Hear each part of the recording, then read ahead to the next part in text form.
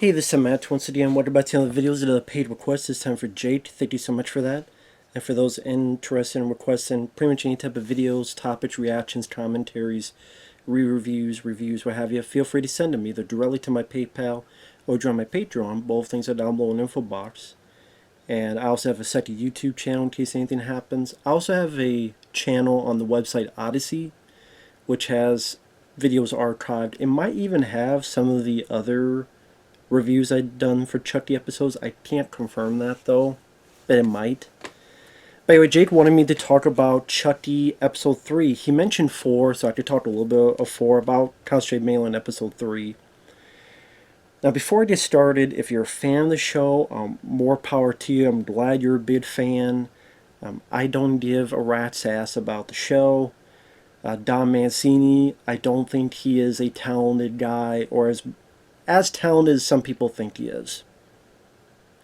I think Tom Holland worked with him a lot on the first Child's Play, which many considered to be the best one. I like Child's Play 2 and 3, although Don Mancini thinks 3 is the worst. I highly disagree. But I like those 3 Child's Play films. I do quite like that trilogy. I'm not a fan of Bride. I'm not a fan of Seed of Chucky. I'm not a fan of Cult or Curse of Chucky or Cursed Cult of Chucky. Not a fan of them. I did like the remake, because I tried to do something a bit different, and I enjoyed what it tried to do. It felt refreshing. That felt more like a breath of fresh air compared to this, at least in my eyes. And then the Child's Play remake pretty much got stolen to do that crappy Median movie. In my opinion, it's crappy. But this show, number one, I never cared for a Chucky TV show. If you did, you got what you wanted, I'm glad. It's successful. It got a season 2, probably get a season 3. Doesn't mean I have to like it. And there's many reasons why I'm not a fan of it. I'm not a fan of this new state of affairs, with exceptions. There's always exceptions. I'm not a fan of taking what could be just a 90-minute movie or 80-minute movie and stretching it out to 8 episodes, so there's a lot of filler or subplots that really aren't that interesting, although in this case, even the main story to me isn't that damn interesting. And stretch it out to 8 episodes, or for some it's 10, for some it's 7, for some, and this I believe is 8. And so you see 3 episodes, and it felt like not a lot has happened. The characters I don't find intriguing. I'm not involved with the dilemmas of the characters. Yes, I know Don Mancini is gay and he wanted to put that into the show. I don't care. I just don't find any of it interesting. The Jake, the lead kid, I don't find him an interesting character. I don't think he has much of a personality. I think at best, based on this show, it's mediocre acting. Maybe he does other stuff and it's really good. In this case, I think it's mediocre material. There's his love interest, who all I know about him is he does podcasts. You have Lexi, the bully, and I know these type of bullies exist. I know, so I can't say it's unrealistic. It's just, with the way it's acted, it feels like she lost the audition for Mean Girls, and she was 7th place. And then she got this. And she has like the ultimate bitch that would make the Mean Girls blush, that character. Now talk about the actress, talk about the character. And so far on the show, we've had Chucky in a Hello Kitty mask, and crappy lines of dialogue, and I appreciate that it's a practical animatronic effects, but because of the budgets of a TV show, it still feels a bit stiff compared to Child's Play 2, and people can knock Child's Play 3 effects all they want. I will still say those are better than the show. I appreciate it's not just CGI, but they does look a bit stiff. And then when Chucky's walking, I like the way he walked in Child's Play 2, and he's looming. Here it kind of looks more goofy and laughable than scary. And this show is definitely not scary. You could say it's not meant to be scary. Okay. But I don't think it's that funny either. Brad Dourif, I love him as an actor. Exorcist 3, Body Parts, One Flew Over the Cuckoo's Nest, Stephen King's Graveyard Shift. He gives that Vietnam monologue, and tears going down his eyes. He's great in Graveyard Shift. He's great in a lot of movies. His voice is shot. Now, this is understandable because the guy's over 70 years old. He's over 70 years old and he's still voicing Chucky. That age is going to affect the performance a bit. So Chucky, sometimes he sounds okay. Sometimes he sounds like Chucky is in a wheelchair for the old folks home. Gran Torino Chucky. And maybe also because I'm getting older in age, I'm getting up there in age, I'm almost to the big 4-0 in a matter of months. It's just not interesting for me to see the predicaments, drama, and sexual dealings of middle schoolers. And this is something I've noticed in the past few months when I see even older films and shows. You know, I mentioned this Stranger Things Season 3, Episode 1, where you have your two underage characters making out on bed with each other. Even if you watch an older film and you see two young kids kiss, you know, I mean, it's not really appropriate. And I'm not a parent, but it's one of those things that as I get older, I just see this and I go, like in this show, where Lexi and her boyfriend, you know, in the previous episode, heavily trying to make out on the bed and all this. I'm sitting there going, I'm a 40-year-old guy. I'm watching two characters that are meant to be as the, what was it, rooster? My neighbor's rooster's talking. 14, 15? About 15 years old? And it just gives this creepy vibe. Like being a voyeur on something that should not be happening. Well, kids do it in real life. Well, they shouldn't be doing it in real life. That's the whole damn point. I agree. See, got their approval of that. Thanks. I concur. And so people say, oh, you just mentioned because it deals with people who are homosexual. No. I talked about it in the Little Mermaid review. That, I don't know when this will be uploaded, was days and days ago. I reviewed the 1989 Little Mermaid. And how, you know, the way they draw Ariel, and yet she's supposed to be, what, 15, 16 years old, give or take? It's a bit creepy, and filling up a guy who's unconscious, and there's a whole song, go kiss the girl, like, hey, go kiss this underage girl, Prince Valiant, or whatever the hell his name was, Prince Eric. Like, that's a bit creepy. I think maybe it's just me in this epiphany, and I'm 40 years old. Maybe because throughout the years, maybe we've been pre-programmed to think this is normal, and you know, growing up in that era where a lot of times people were counting us by casting like 25-year-olds to do this. So even though there's a certain age, I'm still seeing like 22, 25-year-olds, and so in a way I'm making it all around my brain. Or I don't care because back then I was of that age. When I would see these films for the first time back today, I was 14 while they were 13, or I was 15 while they were 16, or I was, you know, 12 when they were 11. And so my girl, Macaulay Culkin, you know, they kiss. I don't think any of it. Nowadays I'm like, people, you have to like to prove. No, I don't know if anything I'm saying making sense. And then someone's going to say, well, you're fine with a kid getting killed in a movie. Number one, it's fake. It's phony. And you got special effects. You got makeup effects. You can have stunt people do it. There's various ways to fake it. You can pretend something outlandish and have a bunch of people help you for safety reasons. You can't fake the kiss.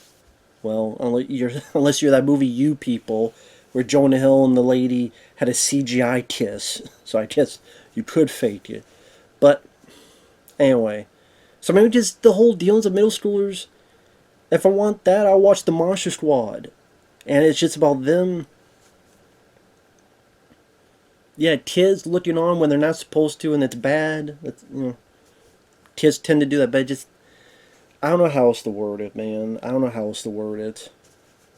I don't know, are we just preempted to normalize it ever since the 70s and 80s, and just is this some kind of pre-program we've had in our brain? It's something that I was watching Little Mermaid. I'm like, how old is this lady supposed to be?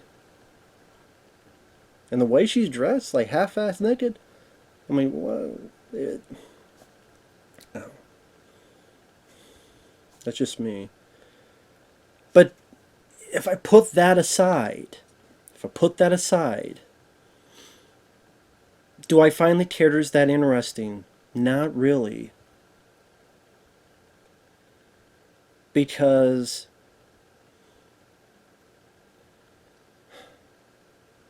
what am I supposed to find them interesting other than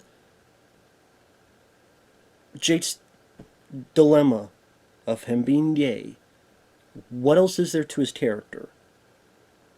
Personality wise, dialogue wise, character trait wise. Can't see development is rolling in the third episode. But what else? And people say, well, that is his identity. Okay, but is there anything else? There's nothing else? Okay, well, I mean, maybe you say he misses his mom. He misses his mom, which is touched on a little bit when he sees the grave site. But that mixed in with the mediocre acting. Devon Sawa, I liked him as an actor. He is completely underused so far in the show. Just, oh, he's going to be the dad. Oh, he's this very... These do exist, but at the time, the way it's acted and written, it becomes almost a caricature. Like, yes, this could be done in a very sinister, horrific fashion, but the way it's done almost comes off as, I don't want to say cartoony, but the same with Lexi being such a bully. They do exist. But again, the way it's written and acted, it comes off as, I'm not going to say a parody, but close to that, or a caricature. So in a weird way, even though it does really happen, it still feels less real and just feels more overblown for whatever Don Mancini wants to make you believe. Because I don't think Don Mancini's that good of a writer. I think he's an overrated writer. That's why he hasn't written for any other stuff other than these Chucky movies. And he directed the worst ones. He directed Seed, Curse, and Cold, like the worst ones, in my opinion. And he's behind the show. And the dialogue he has even Chucky say in the previous episodes is just cringeworthy. Even the simple "Sorry, Jad, Chucky's back" has a bit more noteworthy, memorable quality that you could cite that again and again. People still remember it to this day. I don't think there's going to be dialogue in this show that people don't remember. I love that line when Chucky said this. Which lines? And like I said, I appreciate the use of the practical animatronic effects, but they do seem a bit stiff. People say Child's Play 3 is bad. And yes, I did. It's working with a TV budget, and I'm glad it's not CGI. But it still does look a bit stiff, and when he's walking, he looks a bit goofy. And this one time with the plot, the end of that. What is the plot of the show? Chucky is there to get Jake to be a killer. Why? I'm sure people say you have to keep watching to find that out. But when has Chucky ever done this? Ever done this before? What, the closest maybe is to teach his son, Glenn or Glenda, to do it? Yeah, take note from the worst, or one of the worst of the franchise? Seed of Chucky? Which I know, apparently he comes back. Like, someone actually wanted him to come back? I guess so. So, like, what is Chucky's purpose? What is Chucky's goal? What's his end game? Why does he not want to possess anybody anymore? Like, the whole foundation of him wanting to get into a human body, and now it's to a point of That's out the window. So all the shit he was fighting for in the older films, it's like, no, that was fucking pointless. He should have just, when he got the doll, caught a bus, caught a truck, cab, a fucking flying souffle. Should have just left the barn from the beginning. Apparently that shit didn't want to go anywhere. So now he doesn't want to possess people anymore. Now he doesn't want a human body anymore. Because there's multiple times he could have gotten into this Jake character. Or any number of characters. Instead, I guess just for the giggles. I guess because he is a killer and he just... But, I mean, wasn't his MO as a strangler? I mean, that was his MO as a killer, and... It just... Out of the blue, they're having Chucky utilize behavior that he's never used before. That's just one of those things that he's just... You know, when the hell they don't get here? Just waiting time for someone to pick him up or something. Probably Jennifer Tilly or something. But... When you want to lay low, then...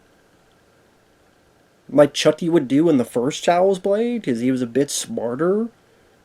But in this, it's trying to be more campier, like the later Chucky films. Trying to be even more campier than that. Or like, they try to put this backstory of Chucky, which I will admit I was wrong in thinking, well, they don't try to make us humanize him. No, I'm glad. It was just, he was born evil. But then part of me is like, then what was the whole point of doing this in the first place? Just, he was born evil. Well, I assumed that before you did the flashback. I guess that was confirmed. I just don't understand the appeal of looking at him as a kid.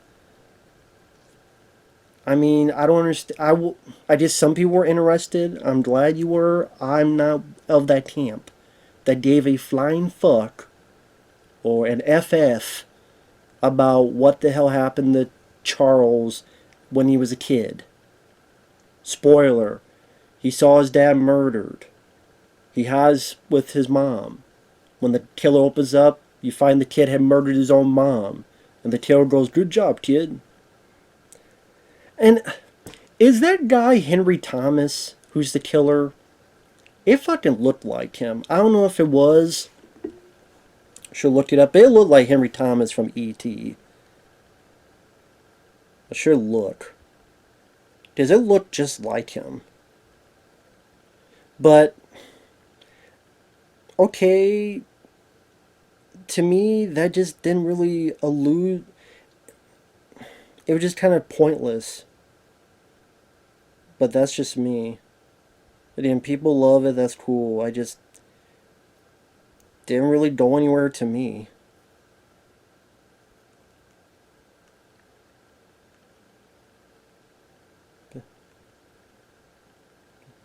I guess not, but I swear it looked like him. Oh well. But yeah, I'm sitting there going, why should I give a flying fuck about any of this shit going on? Like, okay, this episode. What happened in this episode? I know it's 18 minutes in. But it's not going to take much to fucking talk about. In the previous episode, Lexi, during a Halloween party, dressed up as his dad. Who was an awful person, and Chucky killed by drinking stuff and puking it out, pretty much puking that Devin saw it to death. Puked to death. I went, oh, this is the way it starts. Chucky drinking, and so someone puked to death and fried. And then this this housemaid died. And this kid, you see two people died, and the one new thing in the equation is a walking, talking Chucky doll who is urging you to kill this bully. And Jake is too damn stupid or too much fucked up or too much whatever to go, should I listen to the guy who killed, as much as a horrible person he was, your dad, or this housemaid? How are you so stupid? Well, he didn't know. Well, his ass better call somebody. Knock, knock. Look it out the door, you chill. Maybe your brain is chilled. And look at the facts and go, two people have died in a small amount of time, and this is the one thing that's different. That's a pretty big coincidence. Happy Helperton. And this kid couldn't figure it out. Oh, he can figure out all this other shit, but he can't figure that out. Jesus. Well, he's young. Hey, if they can go into the route of go into the sexual dynamics of these kids, then yeah, they should have a bit of a brain cell as well. Just saying. So Chucky wants the guy to kill the bully. Because look what she did to you. You should take revenge. So he's stalking Lexi, the bully, who's wearing this coat. But then as he has a knife and ready, his brother-in-law, well, what I call him, brother-in-law, or cousin, I should say, because he's living with his uncle and his uncle's son, so relative, okay? And that guy's going out with Lexi, the bully. He's wearing the exact same fucking coat as the girl. Why would both of them wear the same baby blue, whatever the hell was, coat? I guess they had matching coats. I don't know many people that had matching coats, but I guess I'm not in that regime of matching coats. I'm like, the exact same coat? What the hell? So the guy freaks out, then tells Lexi, you should apologize to Jake, because I don't know what he'll do. So Lexi apologizes, but she doesn't, and she acts like the ultimate bitch. And yeah, I get it, there are bullies and asses out there like that, but they lay it on so thick. It's like, if you're in the back row, you're going to get it too, because it's going to be as subtle as a damn sledgehammer. And then later on, we're supposed to care about this lady's change in demeanor. Because yes, this person who is a terrible, awful person, I would say almost as awful as Chucky. Chucky's work because he kills people, but this is close with her behavior and her sociopathic tendencies, it seems. We're supposed to root for her later. We're supposed to root for her later. So there's a bit where Chucky's walking behind Lexi, and that made me laugh. The acting just feels off. Devon Sawa plays the guy who died in the first episode or so. I think it was the first second episode. And then, the first episode. And then playing the brother character. And he's wasted in this show. Yeah, the flashback with Chucky. Lexi's having a party with her boyfriend and friends. She's upstairs. Chucky attacks her. She drops a cigarette or something. It lights on fire. Chucky tackles. She cowers in the corner. While these kids are dancing on the ground floor, right above them, there's a huge explosion with a door popping up. I don't care what kind of headphones you have. You're gonna fucking know that a goddamn explosion is right above you. Okay? They have not made headphones that good yet. Not even Sony. Because you would feel it. You would literally feel the ripples throughout the house. Don't believe me? I don't know, why wouldn't you believe me? It's so goddamn obvious. If a big explosion blows up the whole door and stuff, you would feel it. It would rumble throughout the whole damn house. And these kids like, get the fuck out of here. Gore, I didn't know as much. I mean, he stabs a guy. One of the kids, is like kind of just stab in the back, cackling. Oh, you also have this shitty techno music happening. And then it cuts away. And then in the next episode, Lexi just magically escaped. They don't explain how she escaped. They don't explain how she escaped Chucky. She doesn't explain how she escaped the fire. Chucky's burned. They don't really explain why Chucky's burned. How did he burn? How did he burn? They don't explain how Chucky got burned. I mean, we assumed there was a fire, but how did that? How did A go to B? How did Lexi escape? How did she not? How did Chucky not kill her? How did she not get burned? And it just takes place at a hospital when Chucky kills a few people, trying to lead to Jake getting blamed, and it'll lead to Lexi learning what's going on, and Jake's and Lexi have to form some kind of awkward partnership. And I don't care about the characters. I'm sorry, I don't buy this. I don't care if this lady has a change of heart. You made her such an unlikable person that whatever change you try to force onto it, I don't care. Not because I don't think the acting's that great, and her character at the end is just so cringeworthy, terrible that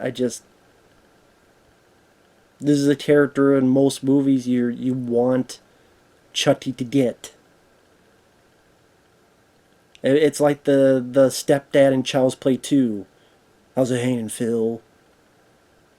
If they try to do some kind of change of his arc, I'd be like, I don't know, man. I mean, you'd have to be a really, really good writer. And Don Mancini, in my opinion, ain't it. First 3 films I liked. First one, he had Tom Holland helping him. And I don't mean the new Spider-Man. The other Tom Holland. The better Tom Holland. But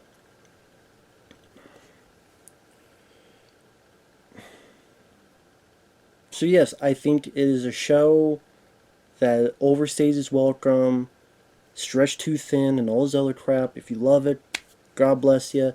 Ain't my cup of tea.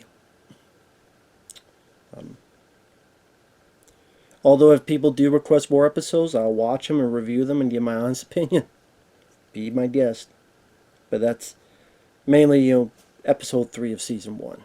I know Alex Vincent and Kyle from Child's Play 2 come back, and you think they die, then they don't die, and then there's 14 fucking Chuckies, and then there's Jennifer Tilly, and then there's this and that.